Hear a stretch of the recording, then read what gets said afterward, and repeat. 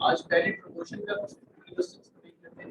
अच्छा, आपने एक काम करना है, आप बच्चों के सबके जिम्मे एक काम ये है कि जितने पास पेपर्स हैं आपने उसमें से क्वेश्चन उठा के लाने हैं। जो टॉपिक हम करेंगे ना, ठीक है, कोशिश मैं करूंगा कि आपको टॉपिक पहले से बता दिया करूं ताकि आप नेक्स्ट टॉपिक पे क्वेश्चन उठा लें और फिर हम उसकी प्रैक्टिस करेंगे। टॉपिक 2-2 मिनट की है, 5-5 मिनट की है, तो बेसिक मेन कॉन्सेप्ट है वो इतना ही है। बाकी सारी प्रैक्टिस है और मुख्तलिफ एंगल है जिससे हम क्वेश्चन करेंगे।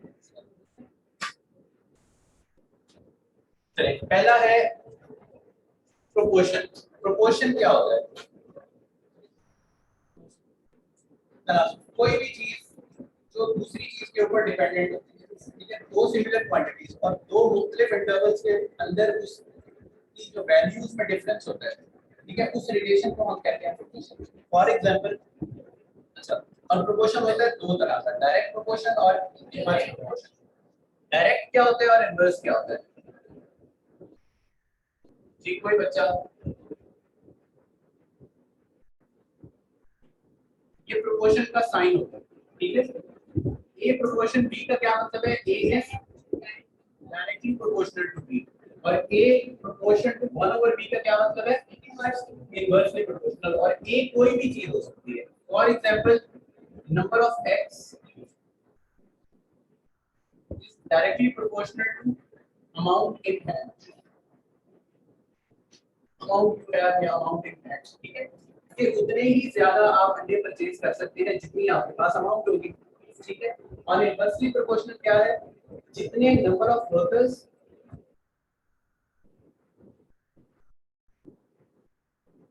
और नंबर ऑफ डेज जिसमें आप काम कंप्लीट करेंगे, जितने ज्यादा वर्कर्स होंगे उतने कम दिनों में काम कंप्लीट हो जाएगा। अच्छा, अब ये डायरेक्ट और इनवर्स रिलेशन को सिंपल ये समझ लेंगे, एक वैल्यू के बढ़ने से जब दूसरी वैल्यू भी बढ़ती है तो ये डायरेक्ट रिलेशन है, और एक वैल्यू के बढ़ने से जब दूसरी वैल्यू कम हो जाए तो वो इनवर्स रिलेशन है। इसके बाद ऐसा है कि हम क्वेश्चन देख लेते हैं कि ये बस ये सिंपल प्रोपोर्शन इतना सा ही है, ठीक है। अब प्रोपोर्शन के क्वेश्चंस को सॉल्व करने के दो डिफरेंट मेथड्स हैं।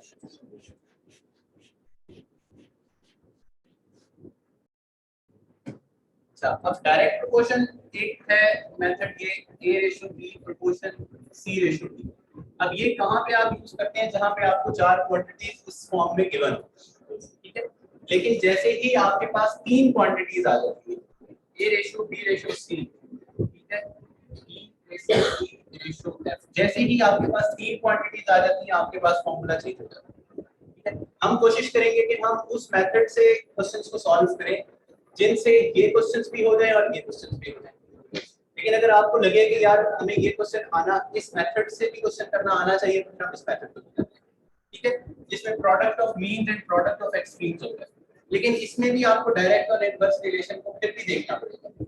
सबसे पहले जो भी क्वेश्चन आएगा, पहले स्टेप में आप ये देखेंगे, कोई भी प्रोपोर्शन का क्वेश्चन आएगा उसमें आप सबसे पहले ये देखेंगे कि रिलेशन कौन सा है, डायरेक्ट है या इनवर्स है, ठीक है। दूसरे नंबर के ऊपर आप इस मेथड से करना चाहें या इस मेथड से करना चाहें, जो भी करें एक मेथड को चूज करें जो आपको कन्वीनियंट लगे। मुझे ये वाला मेथड ज्यादा कन्वीनियंट लगता है इसलिए मैं इस मेथड, सॉरी सेकंड मेथड ज्यादा कन्वीनियंट लगता है, मैं उसको यूज किया करता हूं। जब आपकी प्रैक्टिस हो जाएगी, इसमें ये है कि हमें फार्मूला हर क्वेश्चन के लिए ड्राइव करना पड़ता है, ठीक है, इसमें गलती के चांस नहीं। इस मेथड में आमतौर पे हम भूल जाते हैं, अच्छा भाई डायरेक्ट के लिए ये फॉर्मूला था, इनवर्स के लिए ये था, मेरे साथ ये प्रॉब्लम होता था इसलिए फिर मैं इस मेथड से नहीं करता, ठीक है। अच्छा, अब ये मैं ये तो कह रहा हूँ कि इस मेथड से, ये मेथड है क्या? प्रोडक्ट ऑफ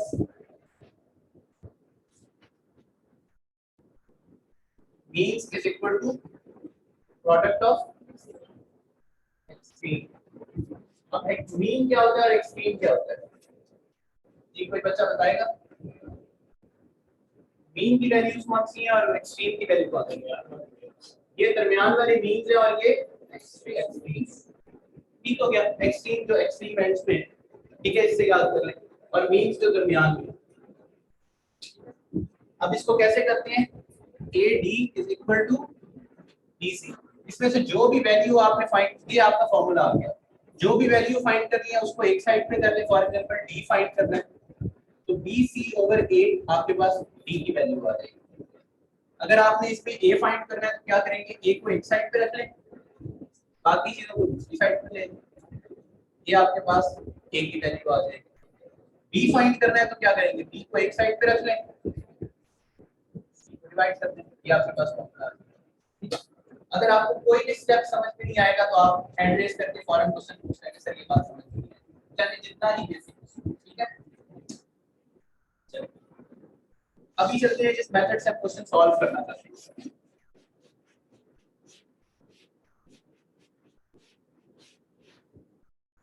जो मेथड मैं रिकमेंड करता हूं कि आप उस मेथड से करें।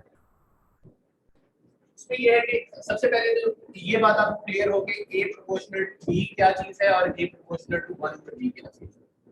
ये क्या है, ये क्या है, ये आपको बात का पता होगा। जब भी हम प्रोपोर्शन के साइन को रिमूव करते हैं तो साथ में एक कांस्टेंट आ जाता है इक्वल। इक्वल इसको हम कांस्टेंट को लेट्स से k कहते हैं, आप कुछ भी कह सकते हैं k b, और यहाँ पे क्या हो जाएगा k ओवर b, ठीक हो गया। यहाँ से k को सेपरेट कर, ये क्या हो जाएगा a ओवर b। यहाँ तक क्लियर है सबको? अब अगर आपके पास दो डिफरेंट इंटरवल्स के ऊपर कोई भी क्वेश्चन गिवन है, क्या चले, सब्र कर, इसको भी कर दो, k इज इक्वल टू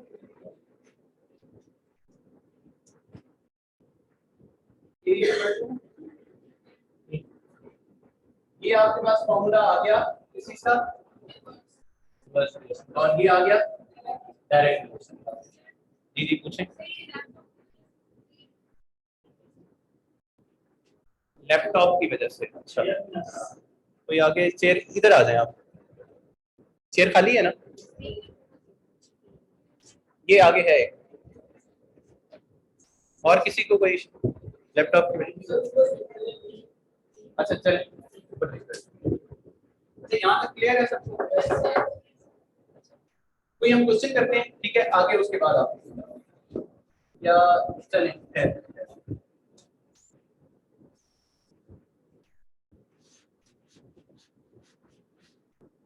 पहले डायरेक्ट को देख लें उसके बाद इनडायरेक्ट को देख लें। फॉर एग्जांपल आपके पास किसी इंटरवल में आपको प्रोपोर्शन की वैल्यूज गिवन है डिफरेंट टाइम्स के।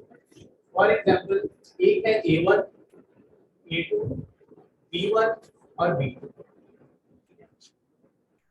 इस तरह से एक क्वांटिटी होगी for example number of days, और दूसरी क्वांटिटी लेट्स से आपके पास है नंबर ऑफ वर्कर्स, ठीक है। तो अगर आपसे कहा जाता है कि पहले नंबर ऑफ वर्कर्स जो थे, चलिए हम क्वेश्चन बना लेते हैं, नंबर ऑफ वर्कर्स आपके पास थे 12 और वो काम कंप्लीट करते थे, काम कंप्लीट करते थे लेट्स से 4 डेज के,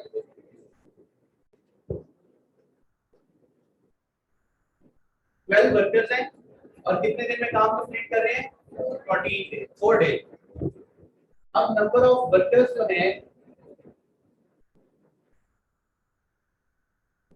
हम इंक्रीज कर देते हैं, let's say now the number of workers are 16, then what will be the number of how many days will it take to complete the same work, कि वही काम अब हम कितने दिनों में कंप्लीट करेंगे। किसी का आंसर आया 3। कैसे भाई 3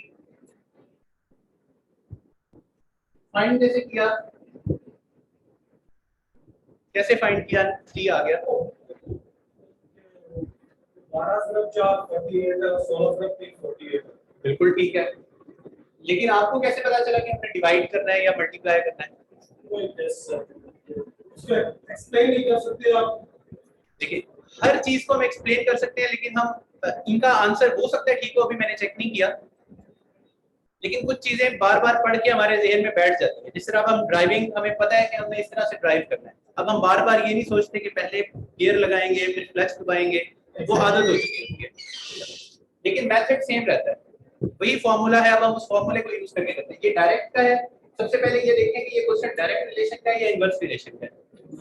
इनवर्स का है। जब भी नंबर ऑफ वर्कर्स बढ़ते हैं तो नंबर ऑफ डेज कम हो जाते हैं।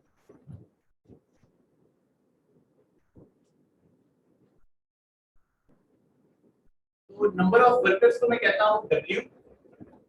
पहले जो थे वर्कर्स उसको कह दिया W1, कितने थे 12, और नंबर ऑफ डेज को कह देता हूं D1। ठीक है, नंबर ऑफ डेज कितने थे 4। बाद में वर्कर्स कितने हो गए 16, और नंबर ऑफ डेज हमें नहीं पता। आप उसको x कह लें या D2 रहने दें, वो आपकी मर्जी है। हम इसको एज ए D2 ही लेके चलते हैं। ठीक है, हमारे पास इनवर्स रिलेशन का फॉर्मूला क्या है, W is inversely proportional to D। ठीक हो गया, यहाँ पे किसी को confusion, W is equal to K over D, सबको क्लियर है, K is equal to WD। ठीक है, अब मुझे ये बताएं कि अगर मैं K is equal to W1 D1 कर रहा हूं तो क्या K की वैल्यू चेंज हो जाएगी, और K is equal to W2 D2 क्या वैल्यू चेंज होगी, क्यों, क्योंकि कांस्टेंट है, कांस्टेंट की वैल्यू कभी भी चेंज नहीं होती। ठीक है, अच्छा इस वजह से अगर आपके पास K is equal to W1 D1 है और K ही इक्वल है W2 D2 के, तो क्या हम इन दोनों को बराबर कर सकते हैं, इक्वल कर सकते हैं।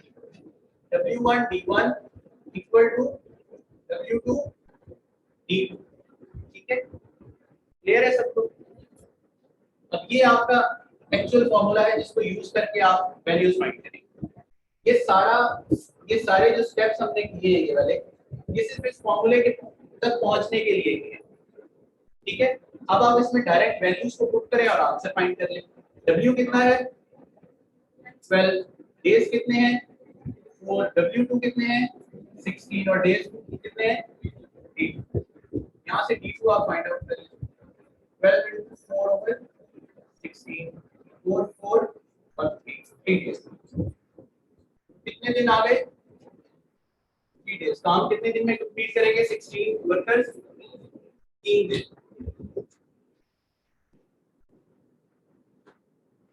किसी का कोई क्वेश्चन है पूछ, कोई बात समझ में ना आई हो, बेशक बेसिक बात है, डिवाइड करना नहीं आ रहा, मल्टीप्लाई करना नहीं आ रहा, क्रॉस मल्टीप्लाई कैसे करते हैं, या कोई भी बेसिक छोटी सी बात है पूछना। सर हमने पहले फार्मूला था वहां से भी मार्क्स का ये वाला फॉर्मूला पहले नहीं पता, बताइए कौन सा, बराबर है DC, बताइए बताइए बताइए क्या चीज बताइए। AD बराबर है DC, ए रेशो डी बराबर है डी रेशो सी है, बिल्कुल निकाल सकते हैं। यहाँ से बस कैसे निकालेंगे, ये गालमन बनता है A B is equal to B C. ठीक है, इसका ये फॉर्मूला बनता है इनवर्स का। तो इसमें हम जो वैल्यूज है तो A B B C को तो से होंगे। ए आपके पास देखिए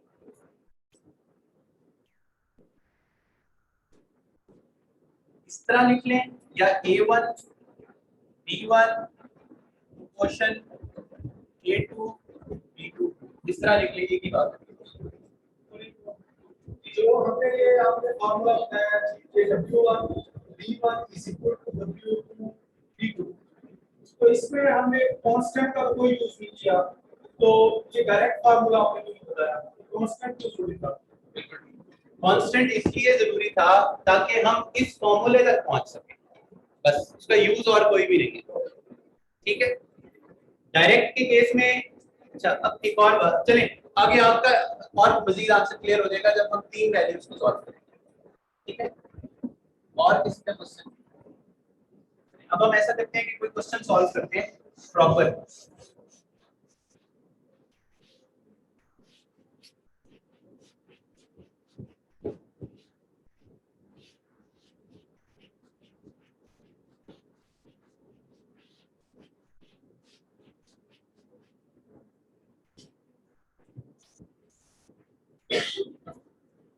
If price of 12 eggs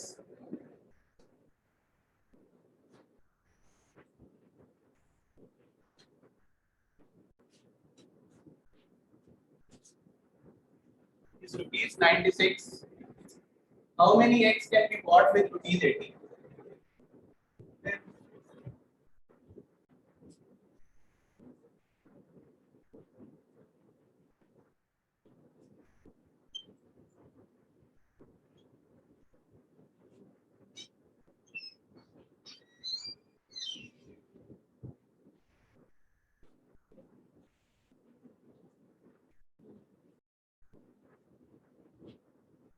जी, बाकी बचे गुड, इसने क्या सॉल्व करें, जब नहीं होगा तो फिर बताएंगे कब सॉल्व। तीन स्टेप्स को याद रखिएगा, तीन स्टेप्स को याद रखिएगा। सबसे पहले रिलेशन चेक करें कौन सा है, दूसरे नंबर के ऊपर फॉर्मूला डिवाइस करें, ठीक है, और थर्ड पे उसमें वैल्यूज करें और कैलकुलेशन। इन तीन स्टेप्स को फॉलो करें, आपका आंसर कभी भी गलत नहीं आएगा।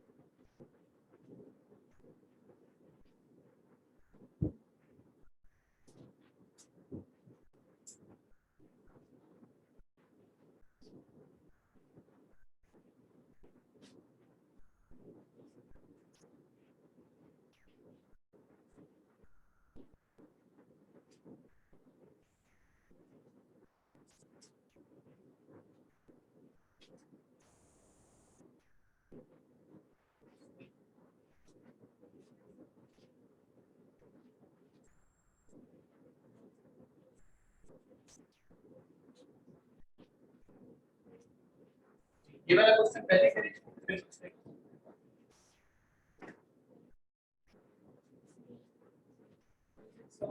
ये जस्ट आंसर लिखना होगा या पूरा प्रोसेस नहीं, आपने सिर्फ डिपेंड करता है आप कौन सा एग्जाम दे रहे हैं। अगर वन पेपर है तो उसमें आप सिर्फ आंसर लिख रहे हैं, और अगर आप कोई सब्जेक्टिव पेपर दे रहे हैं, ईएमएस दे रहे हैं या जो जनरल साइंस एंड एबिलिटीज का पेपर है, इसमें जनरल साइंस एंड एबिलिटी का पेपर सीएसएस का, उसमें आपने पूरा प्रोसेस करना है, सारे स्टेप्स करेंगे आप।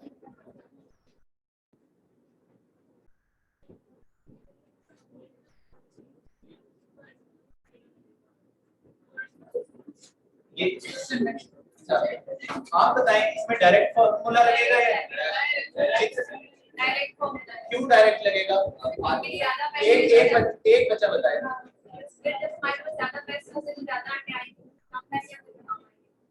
क्लियर हो गया? डायरेक्ट रिलेशन है तो डायरेक्ट का फॉर्मूला लगेगा। डायरेक्ट का फॉर्मूला डायरेक्ट ही लगा दें, डायरेक्ट आप सिर्फ ये चीज याद रखें, a is directly proportional to b। अगर नंबर ऑफ x हैं तो उसको एक को आप e कर लें, और डायरेक्टली प्रोपोर्शनल टू दूसरी क्या चीज है, अमाउंट है, उसको e कर लें, जैसे आपको बेहतर लगे। इसको यूज करके आगे आप फॉर्मूला बना लें। इसका एक और भी तो आसान सा तरीका है, मुझे कि इसका वो भी ठीक है, वो बिल्कुल इजी है। बिल्कुल ठीक है, लेकिन जब आप फिर वही बात है कि मुश्किल क्वेश्चन की तरफ जाएंगे तो कोई यूज नहीं होगा, वहां कंफ्यूज हो जाएंगे। फिर जब थ्री क्वांटिटीज आ जाएंगी वहां पर कंफ्यूज होंगे, वहां पर फिर एक और फॉर्मूला याद करेंगे। बेसिक्स को समझ लें, फिर उसके बाद अपने लिए जितना आसान कर सकते हैं उसको कर लें, ये उतनी अच्छी बात है। जो जितने फॉर्मूला याद कर सकते हैं वो उसको सिंपलीफाई करके उन चीजों को याद कर लें, 10x कर सकते हैं। बाकी बच्चे क्वेश्चन हो गया या नहीं हुआ? ये जिन्होंने क्वेश्चन पूछा था आपका हुआ है? ओके, क्या आंसर है? कहाँ निकालेंगे? आंसर क्या है?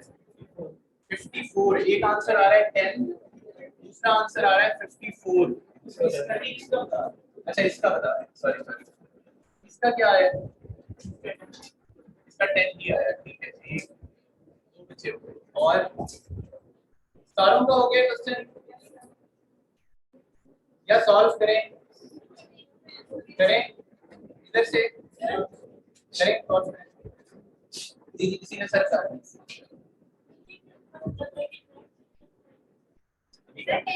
करते हैं। कोई भी क्वेश्चन आएगा ना उसमें आपको दो क्वांटिटीज तो गिवन होंगे। फॉर एग्जांपल इसमें गिवन है if price of 12x is 96, तो एक चीज आपको क्या गिवन है? प्राइस, और दूसरी क्या चीज गिवन है? Number of x। ठीक है, 12x है ना, या 10 होंगे या 8 होंगे या 12 होंगे या 16 होंगे, जितने भी होंगे वो नंबर ऑफ x। तो दो चीजें गिवन है। कोई और क्वेश्चन आएगा उसमें भी दो चीजें गिवन होंगी। अब वो दो चीजें आप उठा लें, फॉर एग्जांपल एक है प्राइस और दूसरा है नंबर ऑफ एक्स, इस केस के अंदर। अब इन दोनों क्वांटिटीज को देखें, क्या मेरे पास पैसे ज्यादा हो तो मैं ज्यादा अंडे खरीद सकता हूँ, या मेरे पास पैसे कम हो तो ज्यादा अंडे? ज्यादा होंगे तो ज्यादा आएंगे, कम होंगे तो कम आएंगे। तो रिलेशन कौन सा है? वो रिलेशन जिसमें ज्यादा, एक वैल्यू को ज्यादा कर देने से दूसरी वैल्यू भी बढ़ जाती है, वो डायरेक्ट रिलेशन है। ठीक है, तो फिर इसमें हम डायरेक्ट रिलेशन का फॉर्मूला यूज करेंगे। तो एक को आप कर लें पी, दूसरे को आप कर लें ई। ठीक है, ये आपने डायरेक्ट रिलेशन का फॉर्मूला यूज कर लिया। P is equal to K E, E is equal to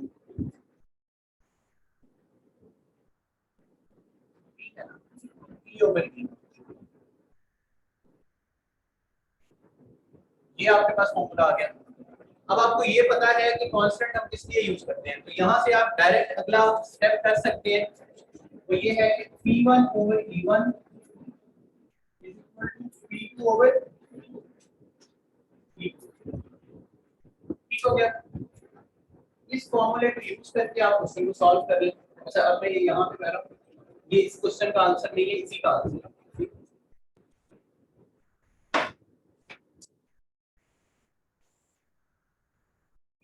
P1 equal to P2 over E2। Price कितनी थी पहले? 96। आपको ये भी पता होना चाहिए P1 क्या है और E1 क्या है। P1 वो प्राइस है जो पहले थी, और E1 वो नंबर ऑफ एक्स है जो इस P1 के अगेंस्ट आए थे। ठीक हो गया। इसी तरह P2 और E2, प्राइस थी 96, एक्स कितने आए थे?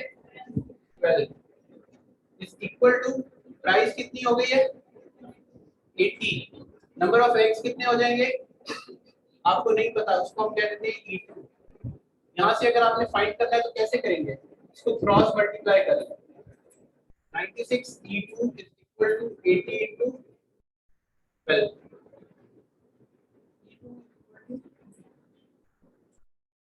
80 into 12 over 96। 12 1 कितने पे जा रहा है?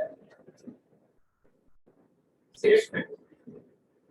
8, हाँ 8 पे, और 8 1 और 8 10। तो E is equal to E2 is equal to 10x।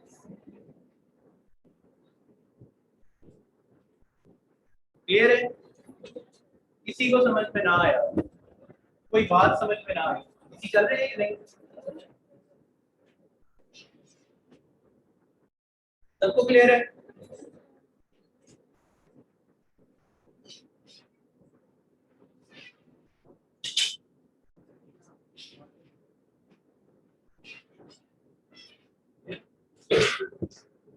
उसके बाद अच्छा, ये क्लियर है, मिटा दें, कर दें।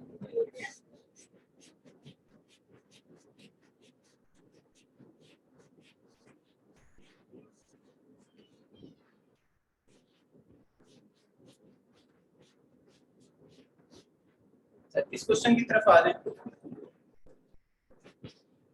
क्वेश्चन को पढ़े, अंडरस्टैंड करें, खुद करने की कोशिश करें, नहीं होता तो फिर हम सॉल्व करते हैं।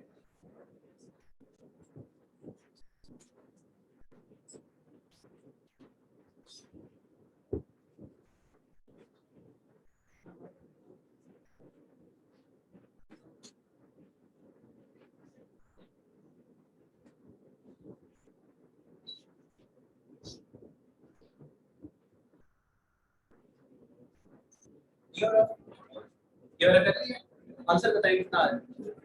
लगता है शायद 41 54 41, आपका 54, आपका भी 54 नहीं हुआ, करेक्ट। एक बंदे ने 42, 42 किसने बताया, और कोई?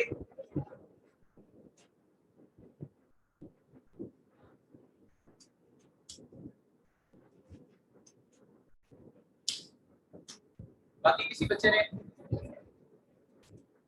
मैं क्वेश्चन पढ़ के बता देता हूँ। If Ford has enough provision of food for 45 days for 150 men, ठीक है, after 10 days 12 men left, for how many days will the food last?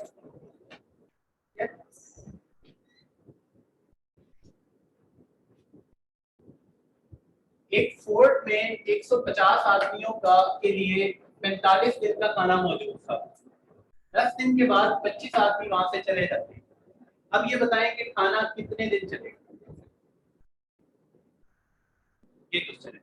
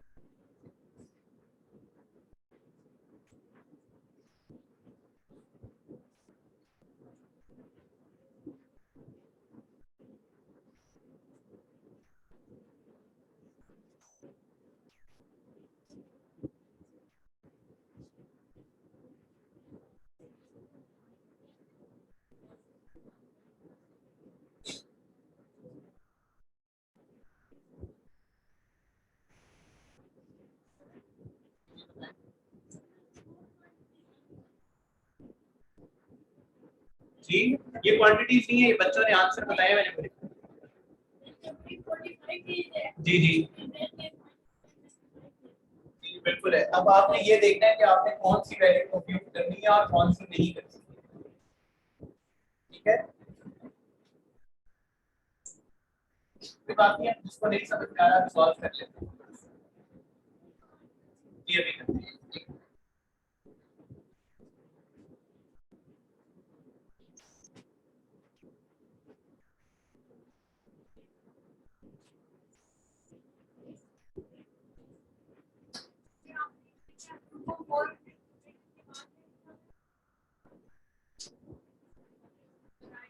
इसको ना लिखिए, आप वो वाला क्वेश्चन सॉल्व करें, पहले वो कर लेते हैं, इसको कर लेते हैं। जैसे ये लिखा हुआ है, after 20 days a group of 400 students arrive।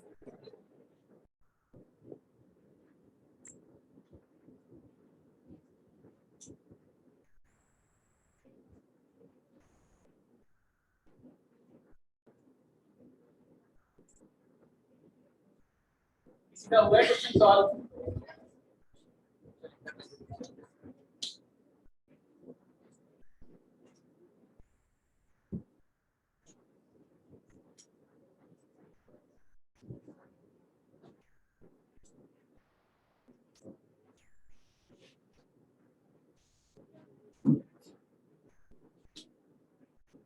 करें हम सॉल्व करें। Food has enough provision of food for 150 men for 45 days, ठीक है। 150 आदमियों के लिए 45 दिन का खाना मौजूद है फूड के अंदर। 10 दिन के बाद 25 आदमी चले जाते हैं। अब ये बताएं कि खाना मजीद कितने दिन चलेगा या खाना टोटल कितने दिन चलता है। ठीक है, ये क्वेश्चन है जी। पॉइंट में बताएं क्या आता है। 27.5 देख लेंगे, आप चेक करें। पहले तो ये बताएं कि कौन कौन सी दो क्वांटिटी है। एक तो है 150 मेल, नंबर ऑफ मेल। दूसरी क्या है, नंबर ऑफ डेज। अगर ज्यादा आदमी हो तो खाना, वही खाना कम दिन चलेगा या ज्यादा दिन चलेगा, कम दिन चलेगा।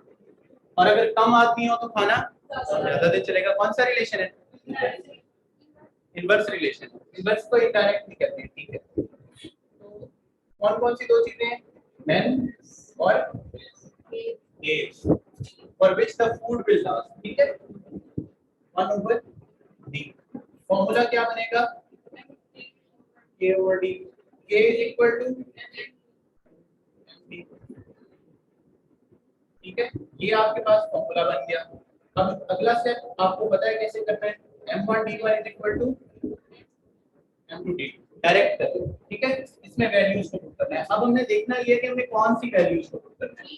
क्या हमने 10 को पुट करना है, क्या हमने, सबसे पहले आपके पास आदमी कितने थे 150, खाना कितने दिन का मौजूद था 45। 10 दिन के बाद, 10 दिन में कोई चेंज नहीं आ रहा, 10 दिन उसी तरह से सिचुएशन चल रही है। 10 दिन के बाद 25 आदमी चले जाते हैं, मजीद पीछे कितने रह जाते हैं 125 डेज, 125 में।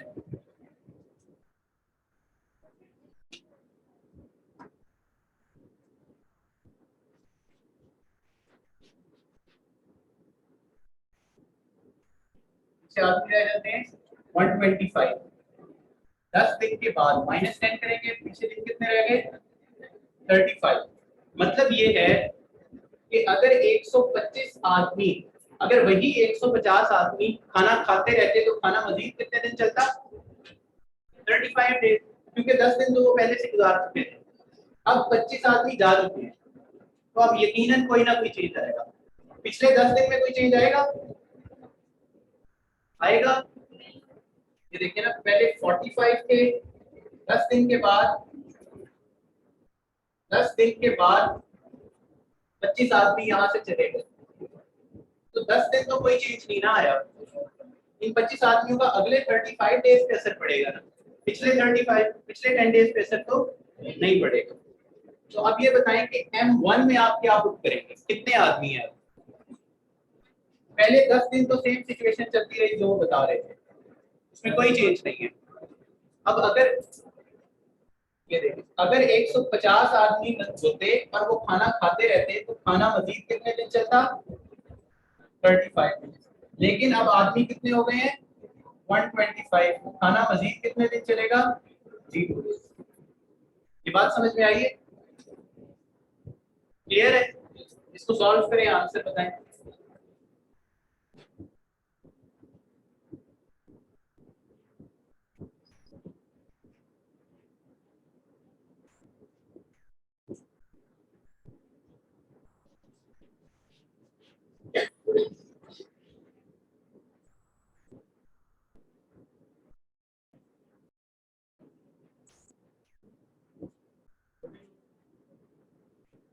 जी, 42 डेज। अब ये 42 डेज क्या है कि खाना मजीद 42 डेज चलेगा, लेकिन क्या एक्चुअल कितने डेज हैं, 10 दिन पहले भी तो खाना खाया है। So the actual food will last for 52 days. अब या आंसर 52 है या आंसर 42 है, आपको ये नहीं बताया गया कि हाउ मेनी और how many more days will the food last, कोई ऐसी बात नहीं की गई। ठीक है, ना ही ये कहा गया है कि ये बताएं कि इनिशियल पॉइंट से खाना कितने दिन चला, दोनों में से कोई बातें भी नहीं है। तो आप ये आंसर भी लिख सकते हैं, ये भी लिख सकते हैं। तो जिस बच्चे ने 42 आंसर बताया था उस बच्चे का आंसर ठीक है। ठीक है, इसमें कोई भी सवाल है तो आप अभी पूछ, कोई बात चलिए एक दफा लिख लें, नोट डाउन कर लें, सारे नोट डाउन कर लिया सबने? मिटा दो।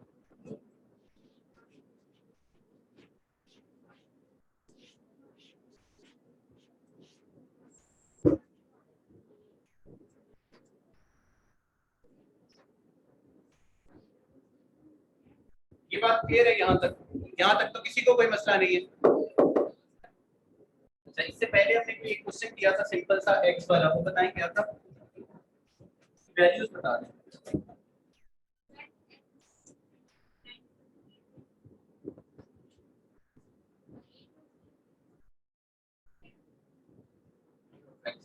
अब इसमें हमने क्या किया था, इसका फॉर्मूला क्या बना था? p1 over e1 equal to p2 over, मतलब ये था कि अगर आपके पास 96 रुपीस है तो आप कितने एक्स परचेज कर सकते हैं? 12। अगर आपके पास 80 रुपीस हो तो आप एक्स परचेज करेंगे p2। ये उसकी थ्योरी है, फॉर्मूले की, ठीक है। अब हम उस क्वेश्चन की थ्योरी देखते हैं। अगर आपके पास स्टार्ट में 150 मैन थे और खाना मौजूद था 45 डेज के लिए, 150 के 150 आदमी खाना खाते रहते हैं 10 दिन तक, ठीक है। लेकिन 10 दिन के बाद आपके पास 25 जो पीपल हैं वो चले जाते हैं, 25 आदमी चले जाते हैं, पीछे आदमी रह जाते हैं आपके पास 125। अगर वो 25 आदमी ना जाते तो खाना चलता 35 डेज। अब अगर वो चले गए हैं तो खाना यकीनन 35 डेज से ज्यादा चलेगा, क्योंकि इनवर्स रिलेशन है। पहले आदमी 150 थे, अब हो गए 125। एक क्वांटिटी अगर ये इनवर्स रिलेशन है, ठीक है, तो एक क्वांटिटी के कम होने से दूसरी क्वांटिटी को बढ़ जाना चाहिए। तो अगर खाना 35 दिन चल रहा था तो अब खाना 35 से ज्यादा चलेगा, ये तो हमें पता चल गया। तो अगर आप एमसीक्यूज को सॉल्व कर रहे हैं और आपको इतनी बात पता चल गई है सिर्फ क्वेश्चन के पढ़ने से, तो जितने भी ऑप्शंस 35 से कम है, 34 है, 32 है, उनको आप क्रॉस कर दें, सिंपल। आपके पास एक या दो ऑप्शन बच जाएंगे, ठीक है। और सॉल्व करते हुए फिर आप क्या करेंगे, बाकी से फिर उन दो के लिए, अच्छा अगर आप एमसीक्यूज कर रहे हैं तो फिर आपके लिए आसान ये है कि आप दोनों वैल्यूज को इस फॉर्मूले में पुट करके देख लें क्या आंसर बराबर आ रहा है। 150 को मल्टीप्लाई करके देखें 35 से, इक्वल टू 125 को मल्टीप्लाई करके देखें दोनों आंसर। अगर वैल्यूज बराबर हो तो इसका मतलब है वो आंसर ठीक है, अगर वो वैल्यू बराबर ना आए तो इसका मतलब है वो आंसर गलत है। ये है एमसीक्यूज के करने का तरीका। अगर आप पेपर में सब्जेक्टिवली इसको सॉल्व कर रहे हैं तो फिर आप क्या करेंगे, फिर आप इसको कंप्लीट सॉल्व करेंगे। अब आपको ये बात पता चल गई है कि आदमी 25 आदमी चले गए हैं, 25 रह गए, तो यकीनन 35 से ज्यादा आंसर आएगा। अच्छा, अगर वो ना जाते तो खाना चलता 35 डेज, अब वो चले गए हैं तो खाना कितने दिन चलेगा? D2 मैं उसको कह रहा हूं, ठीक है। तो आपके पास M1 कितने हैं? 150। D1 कितना है? 35। 10 दिन में तो चेंज ही नहीं आया ना, ठीक है। अच्छा, उसके बाद M2 कितना है? 125। और D2 कितना है? M1 D1 into M2 D2 में वैल्यूज को पुट करें और आंसर निकालें। 150 into D1 कितना है? 35 इक्वल टू 125 into, यहाँ से D2 को फाइंड करें, 150 into 35 ऊपर 125, यहाँ से आंसर फाइंड करें 42।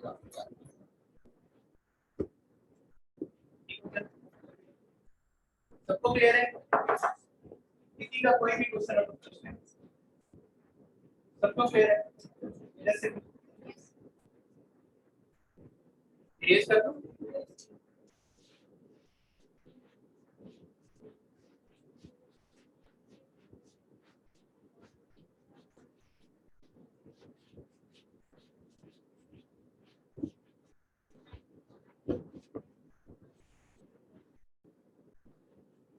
इस क्वेश्चन की तरफ आ जाए, सेम उसी पैटर्न के ऊपर क्वेश्चन है, करके देखें, अगर आपसे सॉल्व हो जाता है तो बहुत अच्छी बात है, नहीं होता तो फिर आप करने की कोशिश करेंगे। ये क्वेश्चन आपसे हो जाता है, पहले कितने मार्क्स थे और टोटल कितने हो गए? इस क्वेश्चन की बात करें, how many students were there before, पहले कितने थे? 300। ठीक है, ऐसे नहीं करके देना, सॉल्व करके मैंने सॉल्व दिखाएं आज, बाकी बच्चे सॉल्व करें, इसको ट्राई करें, ठीक है। उसी पैटर्न के ऊपर सबसे पहले देखें कि इनवर्स रिलेशन है या डायरेक्ट रिलेशन है।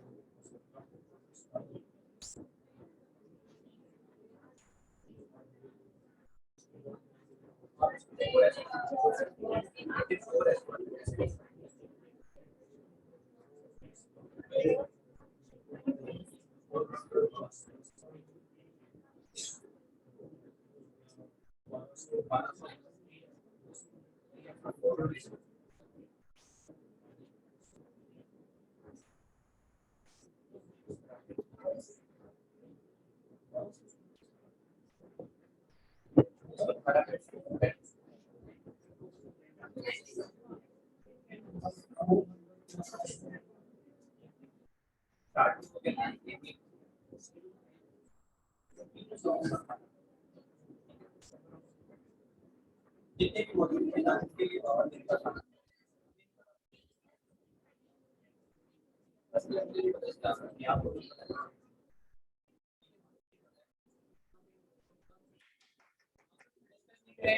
क्वेश्चन करें, नहीं समझ में आता तो क्वेश्चन पूछें।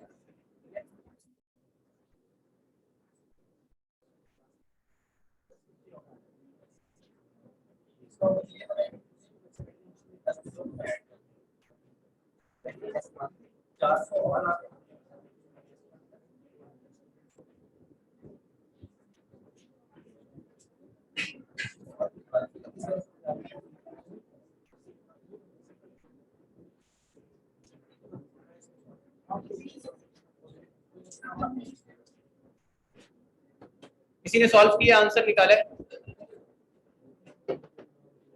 किसी बच्चे का आंसर ये जल्दी से करें, जल्दी से करें, हो जाएगा, हो जाएगा, सॉल्व हो जाएगा।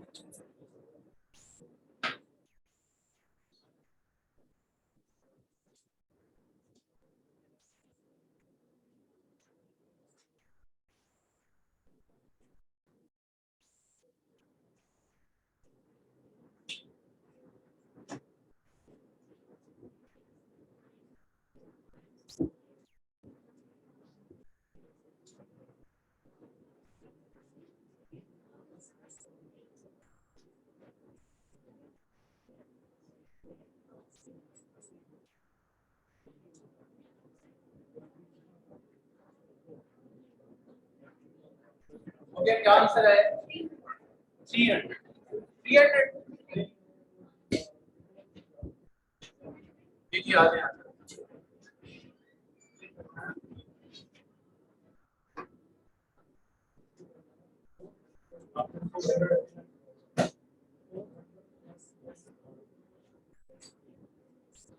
किसी और का कोई आंसर आया हो?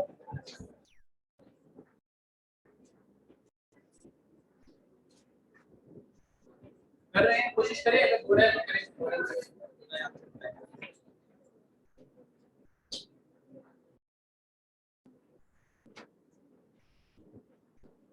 हम मैथ्स कर रहे हैं और प्रोपोर्शन के क्वेश्चंस को देख रहे हैं, ठीक है।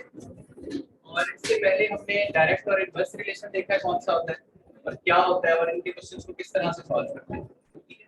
अब ये इसमें से प्रैक्टिस क्वेश्चन है, उसको हम सॉल्व करने की कोशिश करें, बच्चे ट्राई करें, फिर कर लें, उसके बाद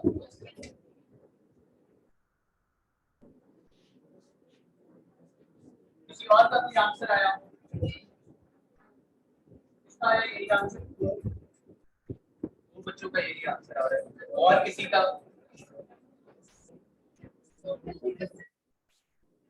टोटल कैसे करना है? आपने ये बताना है कि पहले स्कूल में कितने बच्चे मौजूद थे, इसमें टोटल वाली तो बात ही नहीं है।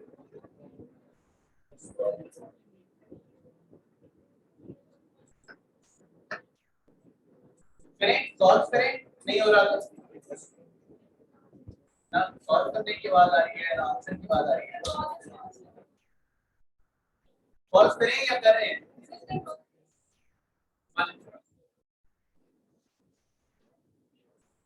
बच्चों का आंसर आया 300। या क्वेश्चन 2-3 मिनट ले लें, प्रैक्टिस ट्राई कर लें, अगर नहीं तो फिर सारे इधर अटेंड हो जाए। हम करें क्वेश्चन? Yes sir. अच्छा, तो कोई बच्चा, एक बच्चा, आप मुझे ना ऊंची आवाज में क्वेश्चन को रीड करें, ठीक है, उसको अंडरस्टैंड करें और उसमें मुझे उर्दू में आपने मतलब समझाना है कि मुझे ये समझ आया सर।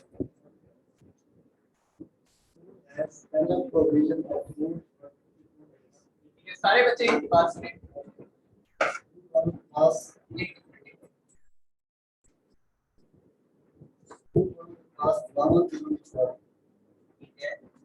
After 20 days of ठीक है, jars of fresh water and food.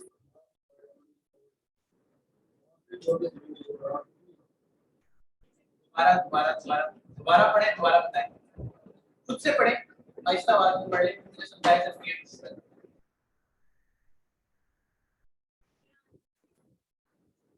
एक बच्चे का आंसर है 640, एक और का है 533, एक बच्चे का 1200 है जी, 1200, दो बच्चों का 1200 है, इसका है 1200। और कोई?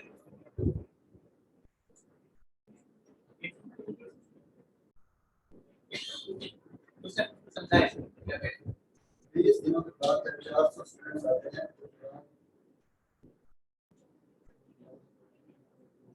जी कोई बात नहीं, 24 दिन के हैं।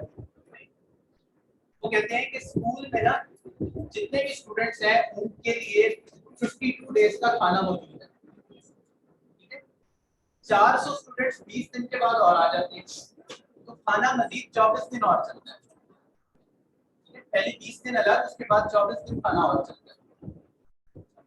अगर वो 400 स्टूडेंट्स ना आते तो खाना कितने दिन चलता? टोटल 52 दिन चलता ना, 20 दिन के बाद मजीद कितना चलता? 32 डेज, ठीक है।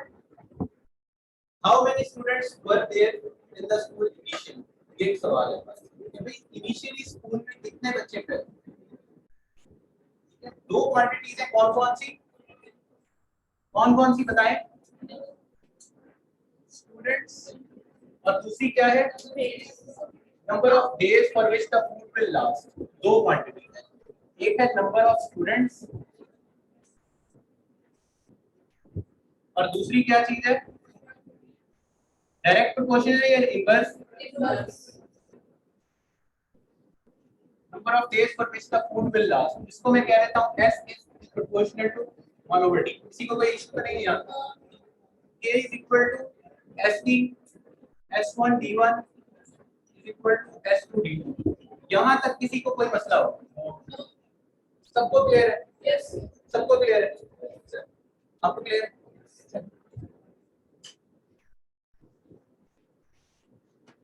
यहाँ तक सब बच्चे पहुंच गए? S1 D1 is equal to S2 D2। S1 क्या है? S1 क्या है? नंबर ऑफ स्टूडेंट्स इनिशियली, हमें पता है? नहीं पता। D1 क्या है? नंबर ऑफ डेज जिसमें S1 स्टूडेंट्स का खाना मौजूद है, वो कितना है? कितना है? 52। S2 क्या है? 400 स्टूडेंट्स आने के बाद जो नंबर ऑफ स्टूडेंट्स है, तो S कितने हो जाएंगे? S2 S1 plus 400। क्यों? क्योंकि S1 पहले मौजूद थे, 400 और आ गए तो S1 plus 400। सिंपल। यहाँ पे 50 बच्चे बैठे हैं, 10 बच्चे और आ जाएंगे तो कितने हो जाएंगे? कैसे किया? 50 प्लस है। इसी तरह मैंने S1 plus 400 कर दिया। क्लियर है?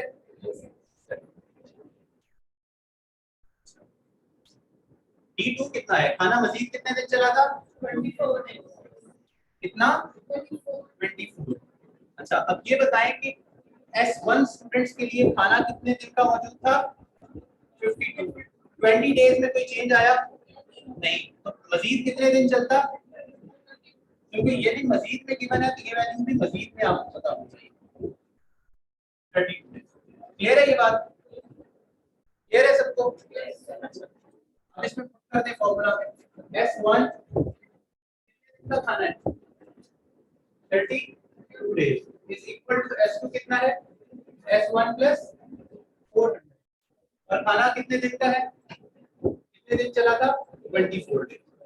तो S1 is equal to S1 plus 400 over 32 into 24। ये मतलब नहीं है किसी क्वेश्चन का।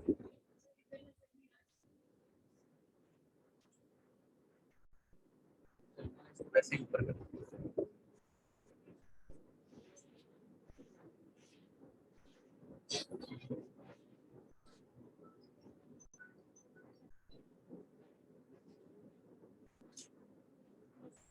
S1 is equal to S1 plus 400 into 24 divided by 32। यहाँ तक क्लियर है? Yes sir. ठीक है, इसको सॉल्व करें। 8384, ठीक है। आपके पास इसको क्रॉस मल्टीप्लाई करते हैं। 4S1 is equal to S1 plus 400 multiply by 3। Clear है? 4S1 is equal to 3S1 plus 1200। 4S1 minus 3S1 is equal to 1200। ये हो गया S1 is equal to 1200 students. Clear है? किसी को मसला?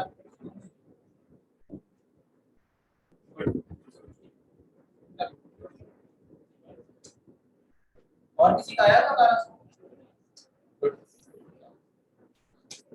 किसी का कोई क्वेश्चन है तो पूछें, कहीं पे कोई इशू आ रहा है तो पूछें। क्लियर है? सबको क्लियर है? आगे चलें।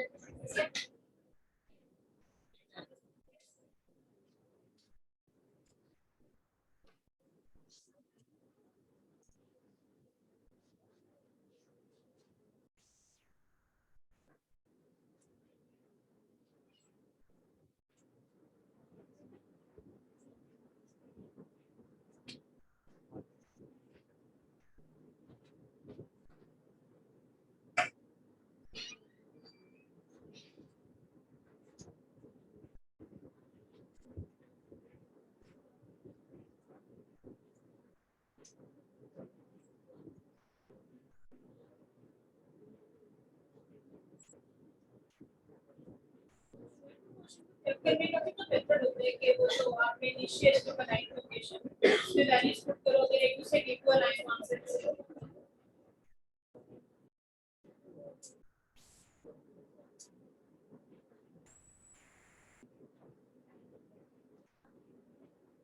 जो आप बात कर रही हैं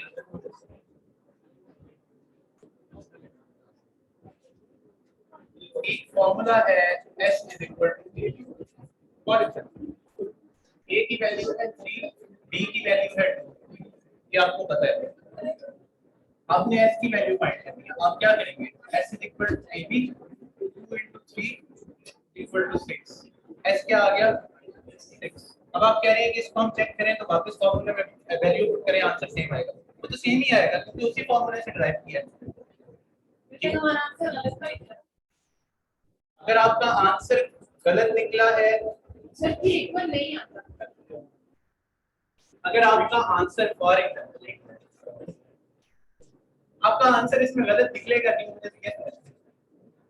सर जस्ट पूछ रही हूं कि ये जो आपने पहले क्वेश्चन बनाया किया मैं आपके क्वेश्चन का आंसर देता हूं ये s is equal to ab उसकी तरफ बात से जाते हैं पहले से आपको a और b की वैल्यू बता दी 2 और 3 नीचे चार वैल्यूज गिवन है 5 6 7 8 अब अगर इसमें से आपने चूज करना है ना कि मेरा आंसर क्या है तो फिर आप ये करेंगे कि इक्वेशन में वैल्यू पुट करके देख लें अच्छा आंसर क्या आता है यहाँ पे तो आपको पता चल जाएगा अब वापस आ जाते हैं इसकी तरफ इसमें भी तकरीबन वही बात है s1 d1 s2 d2 ठीक है अब अगर आपका इसमें आंसर गलत आया है ना तो आप अगर इसमें इसको चेक करेंगे आपका आंसर फिर भी गलत आ रहा होगा हाँ इक्वल ही रहा होगा उसकी रीजन है या आपने s1 की जगह s1 तो चले हमें फाइंड आउट करना है ना आपका लेट से आंसर कुछ बच्चों का आया था 300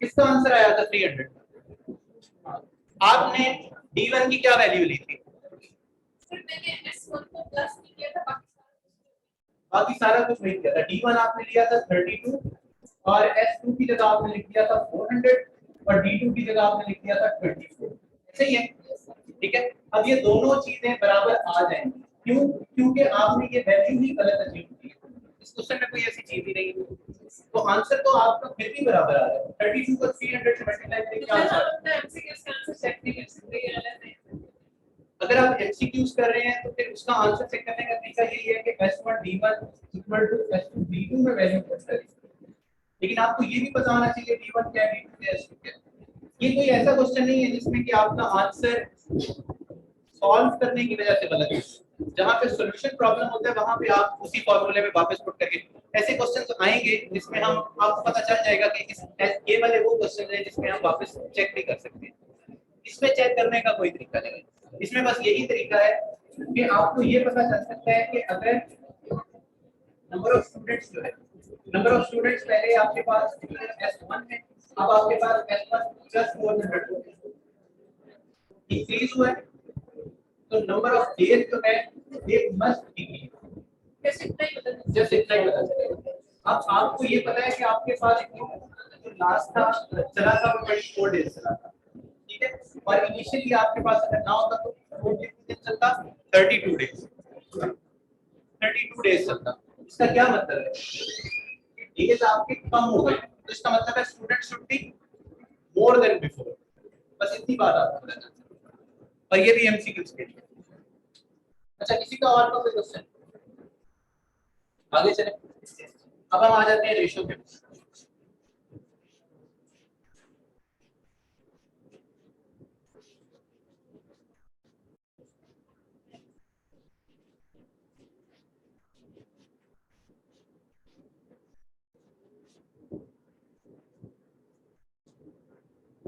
अच्छा भाई ये बताएं कि रेशियो क्या होती है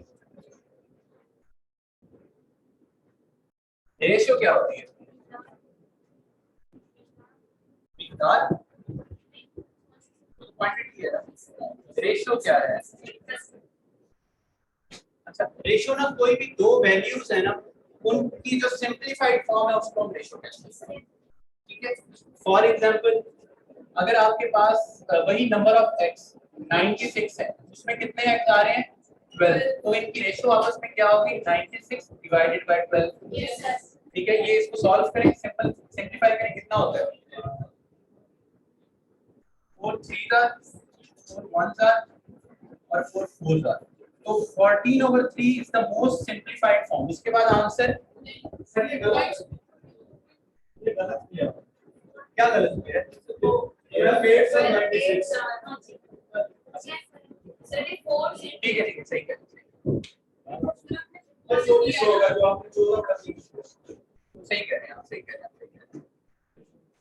96 को अगर हम 12 पे डिवाइड करें वो सिंपलीफाई हो जाता है, वो 8 आ जाता है। ठीक है, 8/1 ये इसकी सिंपलीफाइड फॉर्म है, वो मेरी गलती। ठीक है, 8/1 ये रेशियो है। अब इस रेशियो को आप इस तरह में लिख सकते हैं 8:1, एक ही बात है, और इस तरह में लिख सकते हैं 8/1। अगर आपके पास कोई और क्वांटिटी है 120 डिवाइडेड बाय 32, इसको सॉल्व करें, सिंपलीफाई करें, 4 8s आर और 4 3s आर और 3, ठीक है, और 15, ये आपके पास आ जाएगा 15/2। ये मोस्ट सिंपलीफाइड फॉर्म। दोबारा कर रहे हैं आप, 8 4s आर, हां 8 हो जा रहा है, 8 1s आर 8 40, 8 5 आर 4, नहीं 15/4 ही आता है, मैंने सही 15/4 आता है। मोस्ट सिंपलीफाइड फॉर्म क्या है 15/4। ठीक है, इसको आप 15/4 लिखें या 15/4 लिखें, यहाँ तक आपको बात क्लियर है? तो ये तो हो गई रेशो, इसको लिखते कैसे हैं और रेशो होती क्या है। ठीक है, अब बहुत सी ऐसी क्वांटिटीज हैं जो आप डायरेक्ट रेशो से फाइंड आउट करते हैं। फॉर एग्जांपल मेरी एज, इनकी एज और इनकी एज, हम 3 लोग हैं, हमारी एज है कंबाइन करके 90 इयर्स, 80 इयर्स है। ठीक है, लेट्स से इट्स 80 इयर्स। कितने लोग हैं? 3 लोग हैं। मेरी और इनकी जो एज की रेशियो है वो है 1:2, और मेरी और उनकी एज की जो रेशियो है वो है 1:, और इनकी आपस में होगी 2:3। ठीक है, वो किसके ये हमारी रेशियो की बने एजेस के दरमियान, और ये टोटल एज की बने, हम तीनों का सम की बने। अब वो कहते हैं कि इंडिविजुअल एजेस बताएं, तो आप इसी सेट ऑफ डेटा को यूज करके इंडिविजुअल एजेस को फाइंड आउट कर सकते हैं। ठीक है, अगर आपको इंडिविजुअल एजेस के बनो और आपको ये कहा जाए कि रेशो फाइंड आउट करें, तो आप रेशो फाइंड आउट कर सकते हैं। ठीक है, अब ऐसा करते हैं कि हम दोनों तरीकों से एक एक क्वेश्चन कर लेते हैं। ठीक है, अच्छा कैसे फाइंड आउट किया जाता है? सबसे पहले तो ये कि सम ऑफ एजेस, आपके पास कितना है 80 एजेस।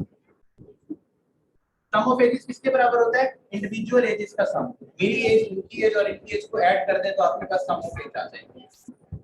अब फॉर एग्जांपल आपका नाम क्या है? शिराज। शिराज की रेशियो थी 2। अब शिराज की एज कितनी हो जाएगी? कैसे फाइंड आउट करते हैं? Shiraz age is equal to Shiraz की ratio divided by total sum of ratio. Sum of ratio कितना हो जाएगा? 3 + 2 + 1 6 multiply by sum of age, जो जिसकी टोटल में से वो रेशियो फाइंड आउट करनी है उससे मल्टीप्लाई करना है, वो है 80। तो 2/6 मल्टीप्लाई बाय 80 कितना आंसर आएगा? 27। पक्की बात है, 27.33 इयर्स ये एज आ गई शिराज की। लेट्स से और फर्ज करें ये मेरी एज है। ठीक है, तो असद एज कितनी हो जाएगी? 3/6 मल्टीप्लाई बाय 80। तो इसको सॉल्व करें, आपके पास आंसर आ जाएगा 40 इयर्स। इसके अलावा आपका नाम क्या है? असद। आपका भी असद। यहाँ पे आप लिखते हैं 7। लेट्स से 7 की एज की उसकी रेशियो कितनी है? 7 की 1/6 मल्टीप्लाई बाय टोटल एज कितनी है? 80। तो इसमें आंसर बताएं क्या आ रहा है? 13.66। क्या? 13.66। 13.66। तो ये तीनों की एज आ गई। तो सॉल्व कर ले, जो भी आंसर आ रहा है। ठीक है, 26.6 को कह रहे हैं आप। अगले को भी चेक कर लें।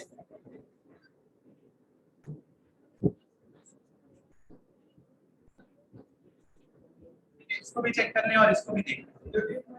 ये 13.33 होगा। 13.33 ठीक है, 13.3। इनको आप ऐड करेंगे तो आपके पास आंसर क्या आ जाएगा? अच्छा चलिए, ये तो हमें इस तरह से क्वेश्चन गिवन था। अगर आपके पास क्वेश्चन ये होता कि 3 लोग हैं, उनकी एज का सम, थोड़े 3 लोग हैं, उनकी एज है 20 इयर्स, जो बातें नहीं करें, 20 इयर्स, 25 इयर्स और 30 इयर्स। तो इनकी रेशो बताएं। तो रेशो कैसे फाइंड आउट करेंगे? 20 रेशो 25 रेशो, इसको सिंपलीफाई कर ले, 4 5 और 6, 4 रेशो 5 रेशो। ठीक हो गया? किसी को कोई कंफ्यूजन? अब क्या नाम है, ऐसे आपके पास क्वेश्चन है तो रेशो करने उसके क्लास में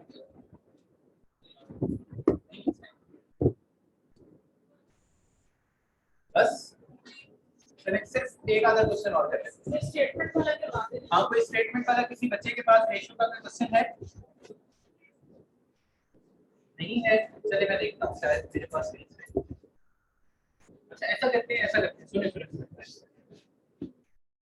रेशो समझ में आ गए? सबको आ गया? रेशो का ना एक छोटा सा कॉन्सेप्ट है, inheritance. Inheritance same to same ratio है, ठीक है, बस उसमें एक दो स्टेप्स का चेंज।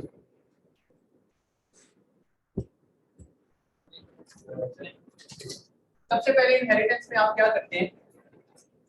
इनहेरिटेंस होती क्या है? तो इनहेरिटेंस आमतौर पर डिस्ट्रीब्यूट करने का कहा जाता है between son and the daughter. अगर कोई विडो हो तो उसके अंदर अगर कोई मदर क्वीन है तो फिर जाता है। तो इनके जो आपको इनकी जो रेशियोज हैं, ठीक है, वो आपको ऑलरेडी बताई हुई होती हैं आपके कॉन्स्टिट्यूशन ऑफ पाकिस्तान, ठीक है, या आपको पेपर में ये भी कह दिया जाता है कि अकॉर्डिंग टू इस्लामिक लॉ आप बताएं, ठीक है। तो ये आपको बातें ऑलरेडी पता होनी चाहिए।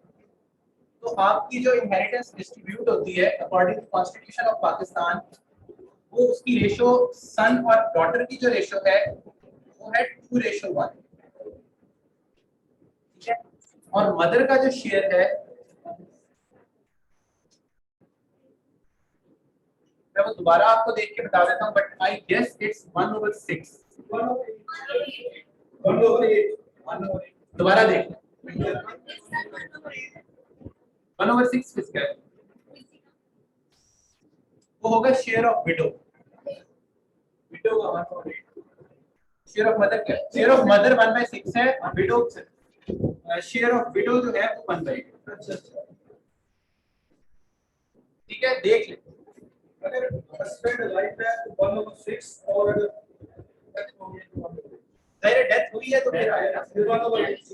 ये देखो मदर है तो फिर तो जरूरी नहीं है, ऐसी कोई बात नहीं है, उससे अक्सर हम पढ़ के करते नहीं। मेरी बात सुनो, ये इनहेरिटेंस तब होती है जब डेथ हो जाए फादर की, तो वो ऑटोमेटिकली विडो हो जाएगी। बिल्कुल सही। तो फिर मदर कहां से?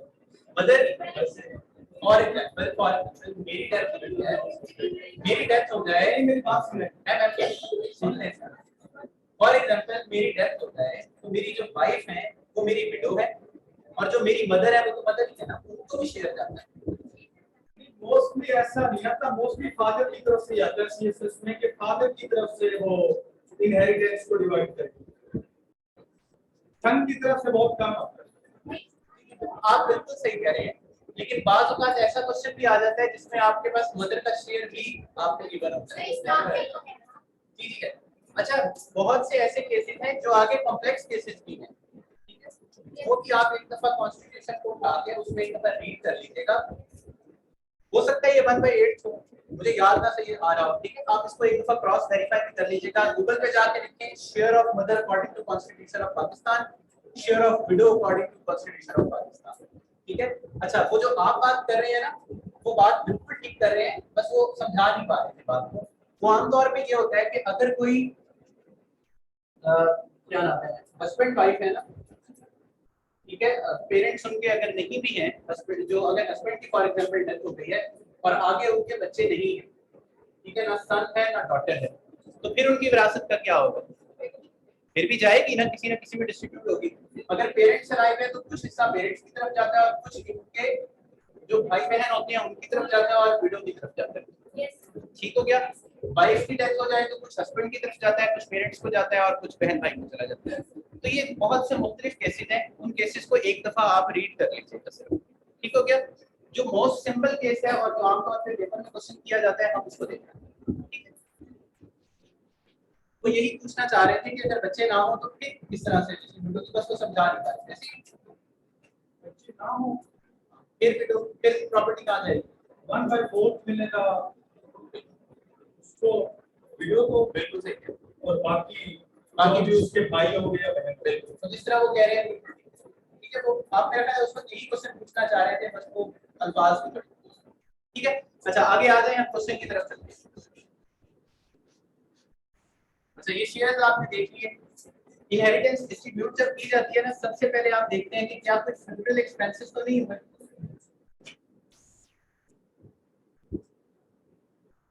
अगर कोई फ्यूनरल एक्सपेंसेस हुए हैं तो आप उनको सब्ट्रैक्ट कर देते हैं ओवरऑल प्रॉपर्टी में से। अगर कोई जो डिसीज पर्सन है उसने कोई डेट लिया हुआ था तो आप उसका डेट रीपे कर देते हैं उसी प्रॉपर्टी में से।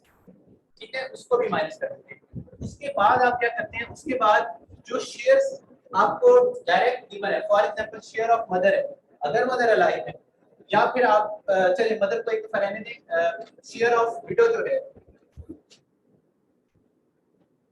उनका आपको शेयर गिवन है, उनकी रेशो गिवन नहीं है बाकियों के साथ। उनका शेयर कितना है? 1/8। तो सबसे पहले आप विडो को शेयर देंगे, जो बाकी बच जाएंगे, जो आपके टोटल अमाउंट थी उसमें से आप इस शेयर को माइनस करेंगे, जो बाकी अमाउंट बच जाएगी वो डिस्ट्रीब्यूट कर देंगे सन एंड डॉटर से, रेशो 1 के हिसाब से।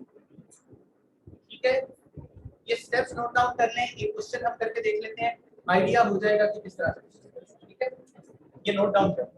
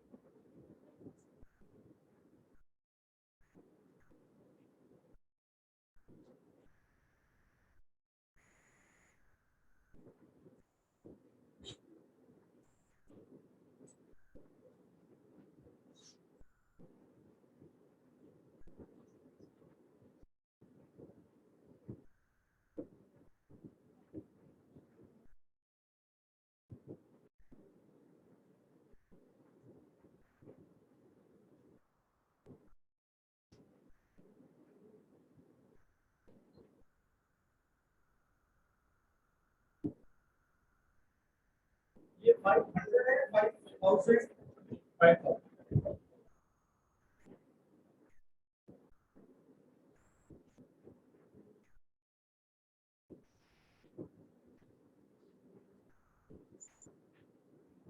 देखिए, पढ़ने पढ़ के अंडरस्टैंड करें और स्क्रीन पर क्या लिखा हुआ है।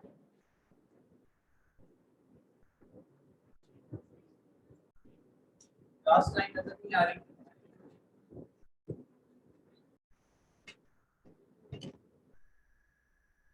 अब सही है?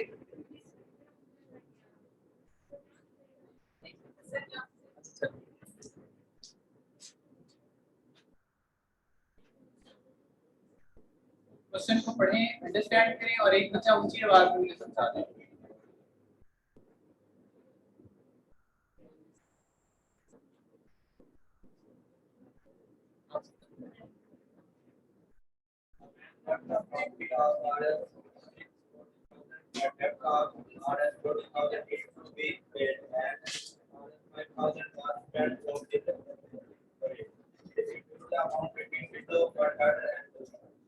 इसका मतलब समझाएं।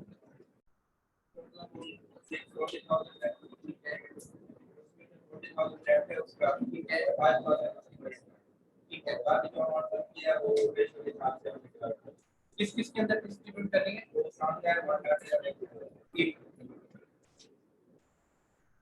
एक आदमी है, उसकी प्रॉपर्टी है 6,40,000, उसने डेट पे करना था 40,000, ठीक है। उसके बरियल एक्सपेंसेस जो आए वो आए 5,000 रुपीज, ठीक है। और बाकी जो अमाउंट बच जाती है वो उन्हें डिस्ट्रीब्यूट कर लिया between a widow, one daughter and two sons, ठीक है। हम इसको देख लेते हैं कि ये किस तरह से करना है। सबसे पहले स्टेप हमने देखा था फनल एक्सपेंसेस और डेट, इनको अगर कोई एक गिवन है तो इसको हम सबसे पहले माइनस करते हैं, ठीक है। तो रिमेनिंग अमाउंट आपके पास कितनी आ जाएगी?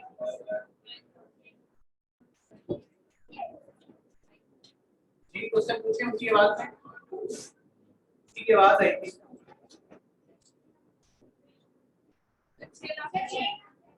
किसी ने क्वेश्चन पूछा, 6,40,000 माइनस 40,000 माइनस 5,000, ठीक हो गया। आप ऐसा करें, इस क्वेश्चन को थोड़ा सा मॉडिफाई कर लें, आपके लिए ना सॉल्व करना आसान हो जाएगा। क्या चले चले आप इसको ना 45,000 कर लें, ठीक है। आपका क्वेश्चन सिंपल हो जाएगा, ठीक है। इसको 45 कर लें, आपके पास आंसर आ गया 6 लाख रुपए, ठीक है। रिमेनिंग अमाउंट आपके पास कितनी आ गई? 6 लाख। सर साइड से नजर नहीं आ रहा। इसको नजर नहीं आ रहा था?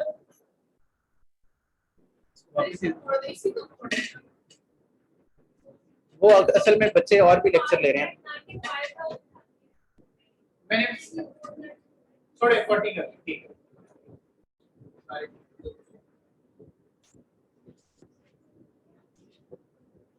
ठीक है, इस तरह कर, ठीक है। 5,95,000 आपके पास बच गया। ये आपने किस में डिस्ट्रीब्यूट करना है? Widow, two sons and daughter, ठीक है। विडो का शेयर कितना है? Share of widow is equal to 1/8 किसका? टोटल अमाउंट का जो डिस्ट्रीब्यूट होने का। कितना आंसर आ जाएगा? 74,375, ये चेक कर लें, यही होगा, ठीक है।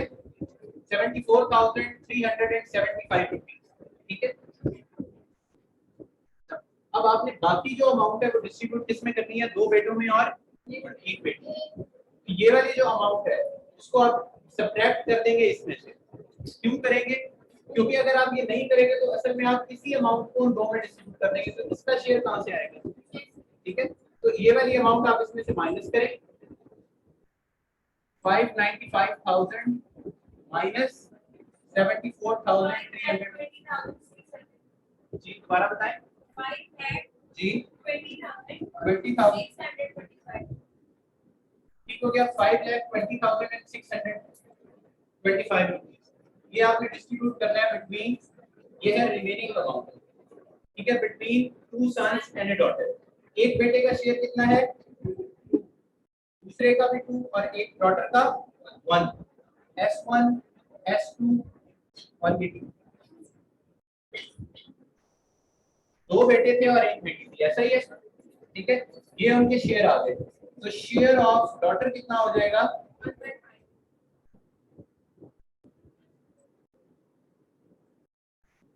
1/5 मल्टीप्लाई बाय 520,625, 1 lakh 4,125 4,125। ये किसका शेयर आ गया? डॉटर डॉटर का। सन का कैसे निकालेंगे? 2.5 यहाँ पे लिख रहा हूँ share of son 2/5 multiply by 5,20,000। ये आपके पास आ जाएगा 2,08,250।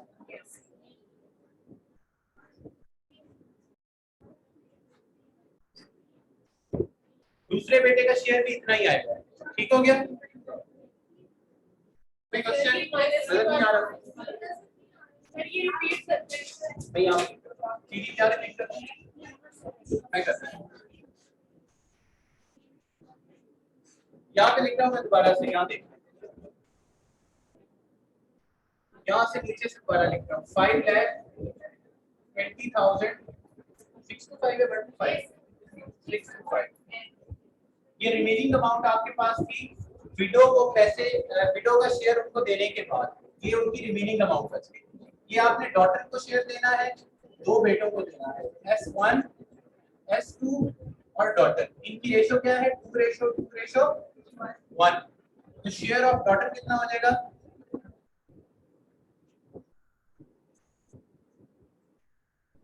1/5, क्योंकि सम ऑफ रेशोज करेंगे और जो अमाउंट डिस्ट्रीब्यूट करनी है उससे मल्टीप्लाई कर देंगे। वो कितनी है? 5,20,625। ठीक हो गया? ये आपके पास आंसर क्या आ जाएगा? 1,04,125। ये डिवाइड करने के बाद आंसर आ रहा है। ठीक है? और शेयर ऑफ सन आ जाएगा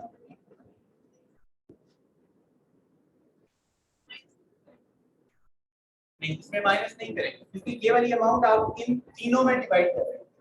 जब तीनों में डिवाइड कर रहे हैं तभी तो उनकी रेशो बनाएंगे। अगर उनका शेयर गिवन होता तो फिर उसके बाद हम उसको माइनस करते हैं। ठीक है? अब डॉटर को उसका हिस्सा देने के बाद बाकी जो बचेगा वो बेटों में डिवाइड नहीं किया जाता। ठीक है? इनको बराबर रख के इसको एक हिस्सा, इनको दो हिस्से, इनको इसको भी दो हिस्से। टोटल हिस्से कितने हो गए? 5। टोटल हिस्से हो गए 5, जिसको हम सम ऑफ रेशियोज कहते हैं। ठीक है? वो हो गया 1/5। टोटल अमाउंट जो डिस्ट्रीब्यूट करनी थी वो थी 5,20,625 रुपए। उससे मैंने मल्टीप्लाई कर दिया 1/5 multiply by this value. Answer आ गया 1,04,125। ये किसका शेयर है? ये डॉटर का शेयर है। क्यों? क्योंकि ये जो 1 रेशियो है ये डॉटर की है और सन का क्या है शेयर? 2/5। ठीक है? 5 सम ऑफ रेशियोज है और रेशियो ऑफ सन है 2 इनटू 5,20,625। ये आंसर आ जाता है 2,08,250। ठीक है? रुपीज लास्ट में लिखा है। ठीक है? और जब कोई स्टेटमेंट वाला क्वेश्चन है तो आंसर नीचे स्टेटमेंट में दिया जाता है। एंड पे लिखेंगे so the share of widow is, वो जो अमाउंट आई है, उसके बाद share of daughter is this and the share of son is this. दूसरे बेटे का भी, दूसरे बेटे का भी यही शेयर आएगा ना, क्योंकि दूसरे स्टेटमेंट में जो 2 सन्स बचा है एक साथ। आप दो बेटों का लिखते हैं शेयर ऑफ 2 सन्स।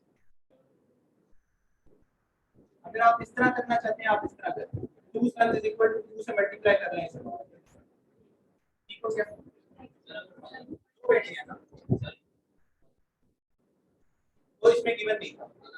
अगर वो तो आमतौर पे नहीं गिवन होता, पहली बात आमतौर पे पेपर में ये चीज नहीं पूछी जाती। अगर पूछ ली जाए तो वो आपको क्वेश्चन में बता देते। ठीक है?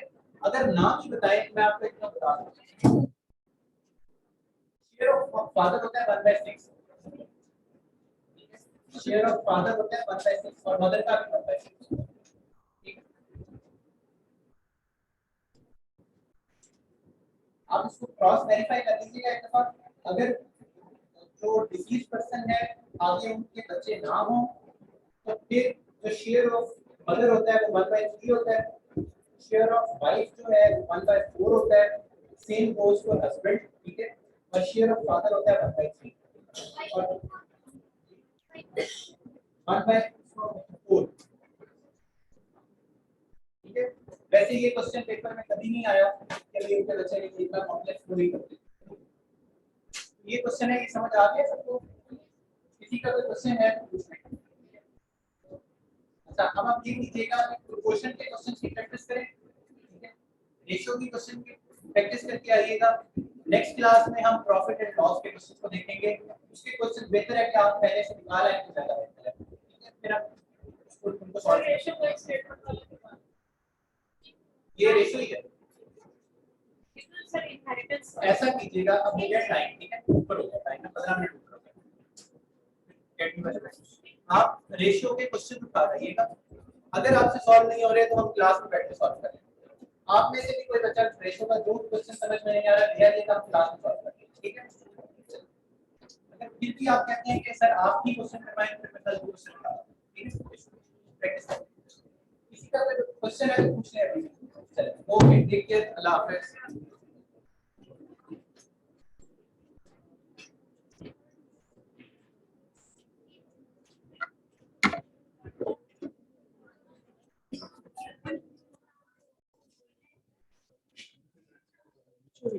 यहीं पे हो गया।